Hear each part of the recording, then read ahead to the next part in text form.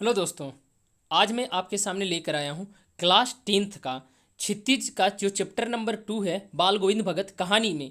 याद रखिएगा, ये आपका उत्पाद सिपाही, साथ ही साथ आपका स्वास्थ्य विभाग का जो फॉर्म आया है जेएसएससी के द्वारा जो लिया जा रहा है, यानी कहने का मतलब लिया जाएगा आपका। साथ ही साथ जितने भी क्लास 10th लेवल का जो जेएसएससी के द्वारा एग्जाम लिया जाता है ना, उसमें आपको झारखंड का जो हिंदी किताब है ना क्लास 10th का, उससे क्वेश्चन आता है। यानी ये लैंग्वेज पेपर 2 में आता है, याद रखिएगा।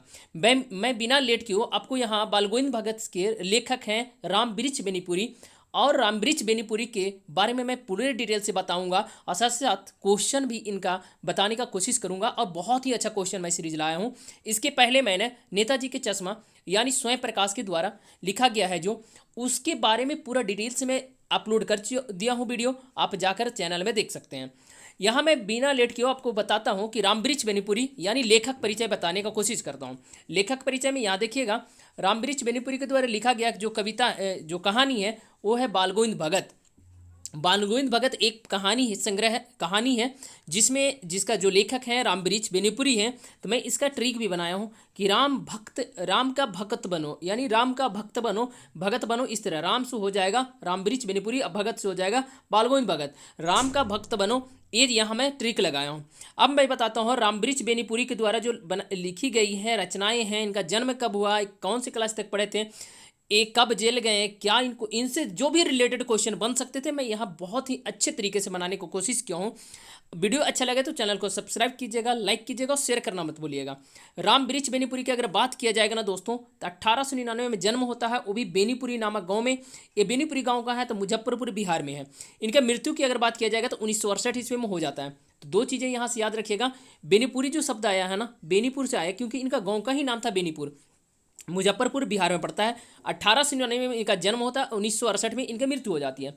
इनका शिक्षा के स्तर की बात करेंगे ना तो क्लास 10 तक ही पढ़े थे, क्योंकि इनके 15 यानी बचपन में ही इनके माता पिता गुजर गए थे। याद रखिएगा, बचपन में राम वृक्ष बेनीपुरी के माता पिता गुजर गए थे, स्वर्गवास हो गए थे। याद रखिएगा, 1920 में इन्होंने राष्ट्रीय आंदोलन से जुड़ गए थे। यानी कहने का मतलब 1920 के आसपास जो भारतीय स्वतंत्रता आंदोलन था उससे जुड़ गए थे। कौन? राम वृक्ष बेनीपुरी। क्वेश्चन आ सकता है कि राष्ट्रीय आंदोलन से निम्नलिखित में से कौन सा जो कहानीकार हैं या लेखक हैं वो जुड़े हुए थे, तो राम वृक्ष बेनीपुरी। याद रखिएगा 1920 में जुड़े थे, यानी असहयोग आंदोलन के आसपास के समय ये जुड़ गए थे हमारे राष्ट्रीय आंदोलन से। 15 वर्ष की अवस्था में इनकी रचनाएं हैं जो पत्र पत्रिकाओं में आने लगा था या छपने लगा था। याद रखिएगा, ये बहुत ही प्रतिभाशाली पत्रकार थे। यानी पत्रकार कहने का मतलब ये पत्रकार के क्षेत्र में या पत्रकारिता के क्षेत्र में अहम रोल निभाया है भारत में, जिसमें से बहुत सारे इन्होंने संपादन भी किया पत्र पत्रिकाओं का। जिसमें से है बालक, देखिए मैं यहाँ सीरीज से बताया हूँ, दूसरा है युवक, तीसरा है जनता, जनवाणी, योगी, किसान मित्र, तरुण भारत और नई धारा। यहाँ मैं किस तरह ट्रिक बनाया हूँ थोड़ा सा समझिएगा। देखिए मैं ट्रिक भी लाया हूँ और ट्रिक के साथ बताता हूँ, याद रखिएगा, बहुत ही अच्छा लगेगा आपको। 1 से 2 बार देखिएगा वीडियो तो आपको याद भी हो जाएगा। देखिए बालक, बालक छोटा होता है, बालक के बाद युवक बन जाइएगा। देखिए बालक है फिर युवक बन जाइएगा। देखिए मैं यहाँ समझाता हूँ, बालक हैं आप, युवक बन जाइएगा, युवक के बाद जनता कहलाइएगा। ऐसे भी जनता, देखिए पहला होता है बालक, बालक के बाद युवक, युवक के बाद जनता बन जाइएगा, जनता के बाद जनवाणी कहलाइएगा, और जनवाणी के बाद योगी बन जाइएगा, योगी के बाद कृष्ण मित्र बनिएगा, आराम से कृष्ण मित्र बनिएगा। कृष्ण मित्र बनने के बाद यानी किसान मित्र बनने के बाद, किसान मित्र बनने के बाद आपको तरुण भारत, तरुण भारत नहीं होता कि अच्छा भारत बनाऊंगा, इस तरह की और नई धारा से जुड़ जाइएगा। तो इस तरह याद रखिएगा, योगी, किसान मित्र, तरुण भारत और नई धारा। ठीक है, अब इनकी साहित्यिक रचनाएं की अगर बात किया जाएगा ना दोस्तों, इनकी जो पूरी की पूरी जो साहित्यिक रचनाएं हैं ना, ये बेनीपुरी रचनावली में 8 खंडों में क्या है प्रकाशित हुआ था। याद रखिएगा, यानी पूछा जाएगा कि बेनीपुरी रचनावली कितने खंडों में प्रकाशित हुआ था, तो 8 खंडों में। याद रखिएगा, बहुत इंपॉर्टेंट क्वेश्चन है।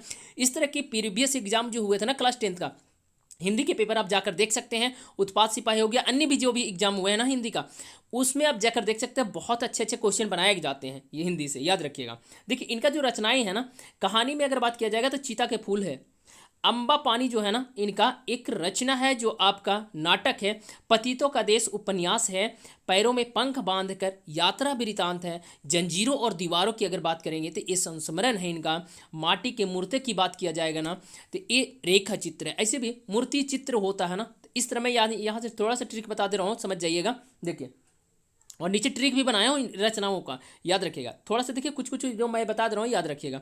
नहीं होता मूर्ति, मूर्ति किसे होता है? चित्र का ही तो मूर्ति बनता है। चित्र, मूर्ति बनाइए चित्र बन जाएगा, याद रखिएगा।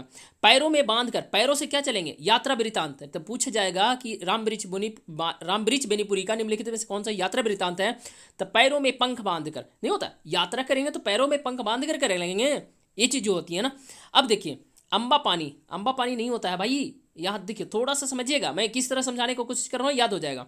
नाटक कर रहे हो, अम्बा पानी होता है, अम्मा पानी होता है, आम पानी बोल सकते हैं। अम्ब पाली क्या होता है भाई?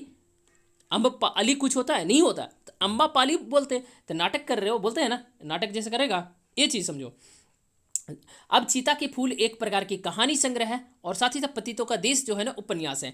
अब इन रचनाओं का मैं किस तरह बताया हूँ, देखिए थोड़ा सा समझ लीजिएगा। देखिए राम वृक्ष बेनीपुरी की अगर बात करेंगे ना, तो यहाँ पे ट्रिक बनाया हूँ। देखिए, राम वृक्ष लगाने के लिए, नहीं होता कि राम का पेड़ लगाना है, राम वृक्ष लगाने के लिए चिता के फूल में पानी डालो, नहीं होता कि राम वृक्ष लगाने के लिए चिता के फूल में, चिता के फूल यानी फूल वृक्ष से ही संबंधित है, और राम वृक्ष राम से ही संबंधित, वृक्ष से ही संबंधित है। पाली, पानी याद रखिएगा। डालो, पत्तों के देश माने पतितों का देश, पतितों का देश याद रखिएगा। निकलेगा, उपन्यास है ये, ठीक है। पैरों में और जंजीरों, पैरों में जंजीरें बांध कर माटी की मूर्ति बनाओ, पैरों में जंजीरें बांध कर, पैरों में जंजीरें नहीं होता, पैरों में बांध कर, यहाँ भी ऐसे बोला था, पैरों में पंख बांध कर, पैरों में जंजीरें बांध कर माटी की मूर्ति बनाओ। माटी की तो मूर्ति बनती है ना, तो किन का हो जाएगा? राम वृक्ष का। ऐसे भी राम भगवान की मूर्तियां मिट्टी का बनते हैं, तो अभी भी यहाँ याद रखिएगा, माटी की मूर्ति बनाओ, याद रखिएगा।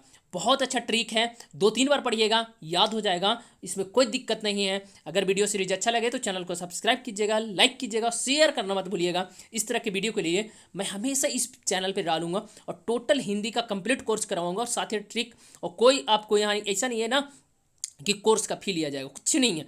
अब मैं बहुत अच्छा नोट्स बनाऊंगा और आपके सामने लाने को कोशिश करूंगा। इसके पहले जो नेताजी का चश्मा है उससे क्वेश्चन आंसर भी बनाया हूं, इसका भी क्वेश्चन आंसर मैं कल तक अपलोड कर दूंगा। बहुत इंपॉर्टेंट क्वेश्चन बनाता हूं, लगभग नेताजी के चश्मा में 35 क्वेश्चन अप्रॉक्स बनाया हूं, बहुत इंपॉर्टेंट है। चलिए, जय हिंद, जय भारत।